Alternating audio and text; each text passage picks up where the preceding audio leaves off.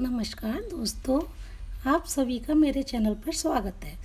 मैं आपको second prime minister Shri Lal Bahadur Shastri ji की पार्ट 1, पार्ट 2 पहले ही दिखा चुकी हूँ, बता चुकी हूँ। अब मैं पार्ट 3 में बात करती हूँ। और अगर आपको मेरा चैनल अच्छा लगे तो आप प्लीज़ मेरे चैनल को सब्सक्राइब ज़रूर करिए, है ना। सब्सक्राइब करते रहोगे तो आगे आने वाली जानकारी आपको मिलती रहेगी। तो मैंने आपको बताया था कि उनको कैसे रेलवे मिनिस्टर बनाया गया था और किस तरीके से वो अपना काम कर रहे थे, है ना। तो फिर मैं आगे आपको इसके आगे की बात बताती हूँ।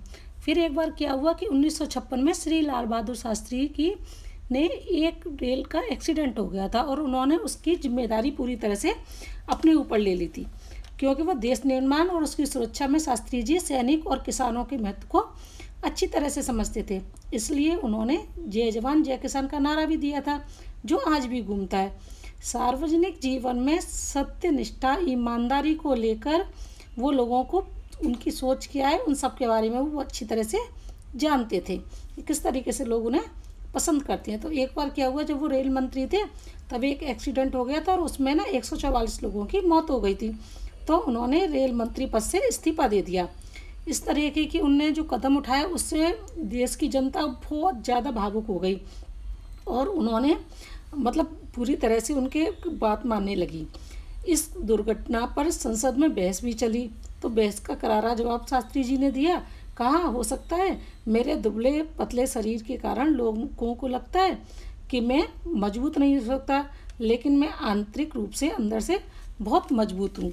तो उन्होंने मतलब जो भी फैसले लिए थे वो एकदम से बहुत ज़्यादा सूझबूझ से वो काम करते थे, है ना। इसके बाद साल 1961 में श्री गोविंद बल्लभ पंत जी की मौत के बाद उन्हें गृह मंत्रालय की जिम्मेदारी सौंपी गई।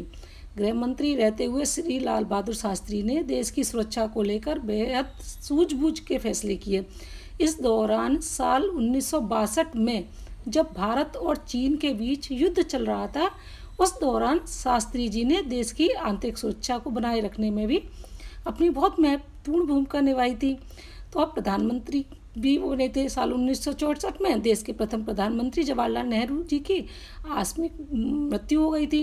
तो पार्टी के कई दिग्गज नेताओं द्वारा सर्वसम्मति से श्री लाल बहादुर जी को उनकी अद्भुत राजनीतिक क्षमता, बहुत अच्छे वो नेता थे, तो उनको देखते हुए देश का प्रधानमंत्री चुन लिया। वहीं उस दौरान उन्होंने देश के पीएम पद का कार्यभार संभाला। उस समय देश संकट से जूझ रहा था। तो साल 1965 में पाकिस्तान ने भारत पर हमला कर दिया था। इस दौरान लाल बहादुर शास्त्री ने देश को सकुशल नेतृत्व किया और अपनी सूझबूझ से उन्होंने कुशल नीतियों पर देश की शांति व्यवस्था को भी बनाए रखा था। शास्त्री जी 19 महीने प्रधानमंत्री रहे। इस कार्यकाल का ज़्यादातर समय भारत पाकिस्तान के बीच मौजूद तनाव में ही, दोनों देशों के रिश्ते का सामान्य करने में ही उनको बहुत ज़्यादा संघर्ष करना पड़ रहा था। बहुत टाइम निकल रहा था। आपसी सहयोग से दोनों के लिए फ़ायदेमंद होगा। उन्होंने बोला कि चलो समझौता कर लेते हैं, बल्कि वह एशिया में शांति स्थापना और सम्मति लाने में भी कारगर होगा। इसके बावजूद भी पाकिस्तान धोखा देता रहा। 1965 के प्रारंभ में उन्होंने कच्छ के इलाके पर दावा जताते हुए अपनी सेना भारत क्षेत्र में भेज दी। तब शास्त्री जी ने घोषणा कर दी कि हम भले गरीबी में रह लेंगे, लेकिन अपनी स्वतंत्रता और अखंडता से समझौता नहीं करेंगे। पाकिस्तान से युद्ध के चलते देश में खाद्यान्नों की कमी हो गई। अमेरिका ने भी चेतावनी दे डाली कि हम खाद्यान्न नहीं भेजेंगे। तो उस समय शास्त्री जी ने घोषणा करी कि हमें सप्ताह में एक दिन के लिए उपवास रखा जाए।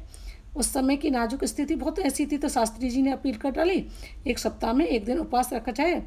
उन्होंने कहा कि कल से शाम को एक सप्ताह तक मेरे घर में चूल्हा नहीं चलेगा। इसका देश पर जबरदस्त उसका असर हुआ। घर तो घर है, होटलों ने भी कुछ दिन के लिए शाम को अपने चूल्हे बंद रखे। इसी के साथ शास्त्री जी ने देशवासियों से आर्थिक मदद की अपील की। उन्होंने राष्ट्रीय सुरक्षा निधि की स्थापना कर पूर्व राजे, महाराजाओं, नवाबों सबसे आग्रह किया कि वो कुछ अपनी सहायता करें। उन्होंने हैदराबाद के निजाम और मीर उस्मान अली खान से भी संपर्क किया। निजाम ने 5 टन सोना दान किया। इसकी घोषणा मात्र से ही लोग चकित रह गए। आज इस सोने के मूल्य कम से कम 2000 करोड़ रुपए है। तो इस तरीके से हमारे देश के जो नेता थे बहुत सच्चाई, ईमानदारी बहुत ज़्यादा उस पर निर्भर करते थे। कोई उन्हें ऐसा नहीं था कि बेईमानी, बहुत संघर्ष से उन्होंने अपना लाइफ जिया और देश को बहुत आगे बढ़ाया। राजनीति के साथ धर्म के घालमेल को भी शास्त्री जी ने स्पष्ट रूप से नकार दिया। पाकिस्तान के साथ युद्ध विराम के बाद दिल्ली के रामलीला मैदान में एक जनसभा को संबोधित करते हुए उन्होंने बीबीसी की रिपोर्ट पर नाराजगी भी जताई थी। धन्यवाद।